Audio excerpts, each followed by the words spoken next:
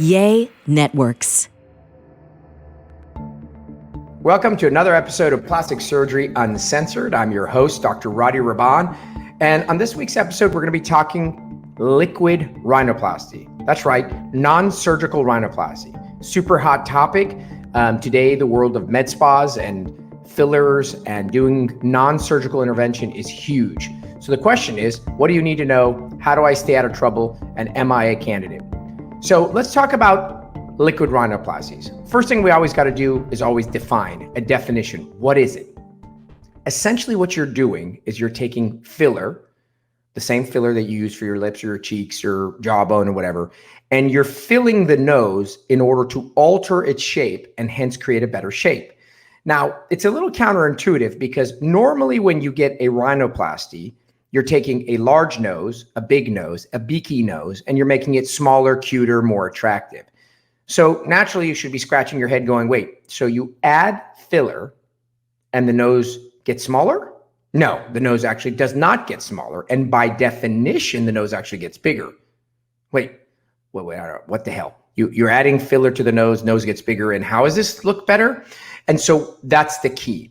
There are certain individuals, certain noses, and certain shapes in which actually adding volume can camouflage or alter the shape of the nose, hence creating a more balanced or attractive shape, albeit if it's microscopically larger. So that's the key. It's filling the nose. Then that's why it's called a liquid rhinoplasty. So what are the indications? Who are the candidates? The indications are either I've never had my nose done and I want to get my nose done, or I've had my nose done once, twice, 4 times, whatever, and it looks terrible and I want to fix it or make it look better. In the category of people that are doing it for the first time and never done it, there's 2 types of categories there. There's the people who are like, I'm never having surgery. It's impossible. There's just no way I'm never having surgery. So this is a procedure they'll do forever because like all other fillers, rather, let me back up. This type of filler, and in my opinion, all other types of fillers should be the temporary type of fillers. Fillers that go in, last a certain period of time, and then go away, as opposed to permanent fillers, which I think you should never inject in your face. So when you get your nose injected, then I'll tell you what type of filler I recommend. It should and can, on average, last 1 to 2 years. Now, if you get fillers injected in your lips, you know that that's a long ass time. Usually if you get 6 months, you're lucky. So for candidate 1, they're going to get their nose injected every 1 to 2 years until they no longer care. And for patient number 2, they want to try it out. They want to do a test run. They want to see what their nose will look like if they had a surgery, and they want to try a liquid rhino as a stepping stone. Not a huge fan of that, because then you have filler in your nose and you got to wait till it goes out and it takes years. But for some people, that's necessary. The second round of people are the revision patients, and they're people who come to me and they want to get their noses redone surgically. And I refuse to operate on them because surgically, I think they're terrible candidates. They're going to get a very bad outcome, too much scar tissue, too complicated. And filler is an amazing substitute to clean up some of the mess. So what aspects of the nose can be improved with filler? And so here they are. Number 1 thing that filler does an amazing job is a mild hump. Not a massive hump, but a mild hump.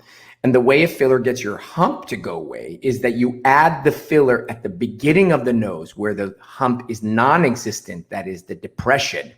Fill that up and then gradually raise that area to the level of the hump. And what does that do? It makes the hump or the mountain seem much less large, and in some instances, full on straight. Very powerful. So if you fill the area before the hump, you can make a hump look straight. Awesome indication. Second indication is when you look straight at someone, sometimes their nose looks a little crooked, like it's curved. It hooks to one side. And usually that's due to a depression on one side and a bulge on the other. So if you fill the depression, yes, the nose is a little wider, but then the nose will look straighter. Also a very good indication and also works very, very well. The last area that I think you can use it in, but I think you need to use it very judiciously, is to make the tip seem more refined. And the way that works is you put some filler at the point of the nose, and by making the point slightly more filled, you can make the overall nose look a little bit narrower at the tip. And depending on where you put it on the tip, even make the nose look a little rotated or the tip's a little higher. Now, I say that judiciously because why? Because if you try to do too much, you get in trouble, and we'll talk about that. So, okay, got all that. Now, what's the procedure like? What do you do? So you come into the office, and it's done in the office. There's no operating room. There's no anesthesia. There's no nothing. It's done with the material only because the material itself has numbing medication, lidocaine, in it. Now, listen carefully. The only product that I use is Restylane. I'll say it again, Restylane.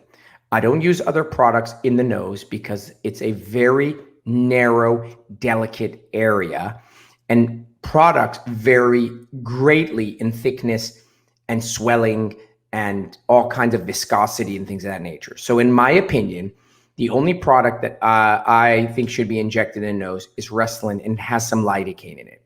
Now, most people just inject your nose and call it a day. I do it in 2 visits because, as you can imagine, as I start injecting your nose will start to swell. And so I inject your nose till it looks great. Looks fantastic. We'll look in the mirror, and both of us will immediately, while you're there, we'll look in the mirror and be like, wow, that looks great. Well, we both know that 10% of that, 15% of that is swollen. It's swelling that's there.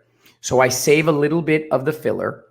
You go away and you come back, I don't know, a week, 10 days, 2 weeks later, and the swelling will have gone away, and we use the last bit to do a little bit of finesse refinement. That's usually not the case. Nobody wants to see you twice. You can expect a little bit or moderate swelling and some mild pain and a little bit of bruising at times, but everything is pretty mild. And as it comes to filler and outcomes for what you get, it's a pretty powerful procedure. And when it's indicated, I love it. What's my issue with it? Obviously, you know, the purpose of the show is to show you issues. What are my issues? Number one major issue, it is being way overdone. As a rhinoplasty expert, I'm an expert. That's all I do. Half of my practice, a lot of noses. I cringe at the number of videos I see online where people getting all kinds of random crap injected in their nose. And I think it creates more damage than it does good. So I think that there are unique cases that it's great, and there are cases where you either leave it alone or you get a rhinoplasty. So what are the complications or things that you run into? Number one is, as I just said, is trying to do too much. I just described you 3 types of areas where you can get some improvement. Can you make the nose narrower when it's fat at the base? Can you make a nose that's really droopy, undroopy? There's a lot of things you can't do. It's filler. It's not a rhinoplasty. And so one of the issues is you get yourself in trouble where you need a rhinoplasty, you know you need a rhinoplasty, you don't want to hear that you need a rhinoplasty, and you go to someone who's willing to not do a rhinoplasty, and then you know what happens then. The next thing is using the wrong substance, sticking some permanent material in your nose, something that causes inflammation that's permanent, scar tissue, things that can't be taken out, things that cause a lot of swelling. If you're lucky, at some point it'll wear off, but then when you want to go and do something surgical, now your rhinoplasty has all kinds of scar tissue in there, and it's a nightmare for your surgeon. So you got to be very careful of the substances being injected. I can't tell you how many times I ask people, so what if you had injected in your face? And the answer is, I don't remember. It was like a red box. Red box? What the hell's a red box? You don't know the material that was injected in your face? You don't know if it was Juvederm, Restylane, Sculptra, Radius. You don't know?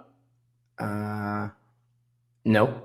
Okay, so shame on you. I mean, if someone's injecting you with a needle and some substance in your face, you better look at the box.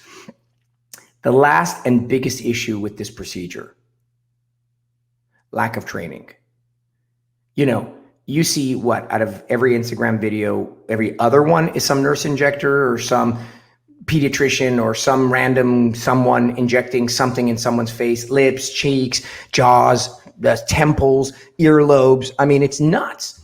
And while I'm opposed to all of this stuff generally because of lack of training, the nose is very delicate. And God forbid the wrong person injects you the wrong way with the wrong material. And what could happen? Aside from your nose looking ugly or not nice, two things that can happen that are catastrophic. One of them is that if they inject directly into a blood vessel, one of the main blood vessels, because they put a lot of pressure trying to get in the material, that can cause the blood vessel to occlude, that is to get closed, and no blood will get to a region of your nose, and the nose skin of that area will die. That's right, die. It's called necrosis. Just Google it. Google necrosis of nose after filler, and you will literally freak out because there's no blood supply there. And you basically, it's kind of like a heart attack of the skin of the nose or a embolus of your lungs, except in your nose. And if 1 in a million, they didn't inject you with a reversible substance, oh my God, it's over for sure. So that's one catastrophe. And even bigger catastrophe is blindness. Blindness, yes, you can go blind from filler in the face. So when they inject with a needle and they push hard, you can actually go into the blood vessel the wrong direction, push back up, and then it'll go into the artery that goes into the eye and cause blindness. Google it. It happens. It's rare, but it happens. And I sure as hell am not going to take the chance in my nose. So while when you have big, ugly duck lips, it's not the end of the world. If you end up getting it injected and you get blindness or necrosis, that's catastrophic. And the take-home message with all this, and the last thing is, make sure that if you are going to experiment, make sure that the material is reversible. And the only substance that should ever be injected is Restylane, and it's a hyaluronic acid-based product, HA, which can be reversed with an enzyme called vitrease. So that's everything you need to know about liquid rhino. Do not be easily lured in by Instagram photos and these super speeded up things. If done correctly, in the right patient, with the right material, it can be incredibly powerful. But like every sword that has two edges, it can cut you the wrong way. That's it. And that's the episode.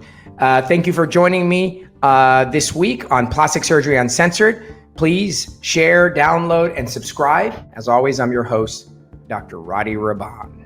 Thank you for listening to Plastic Surgery Uncensored with Dr. Rady Rahban. We would love your feedback. If you enjoyed this episode or if you find our podcast helpful, tell us why. Leave us a review and make sure you subscribe on your favorite podcast platform. If you have a topic you would like for us to discuss in an upcoming episode, please reach out to us on Instagram at Dr. Rady Rahban, on Facebook at Rady Rahban, or at RadyRahban.com.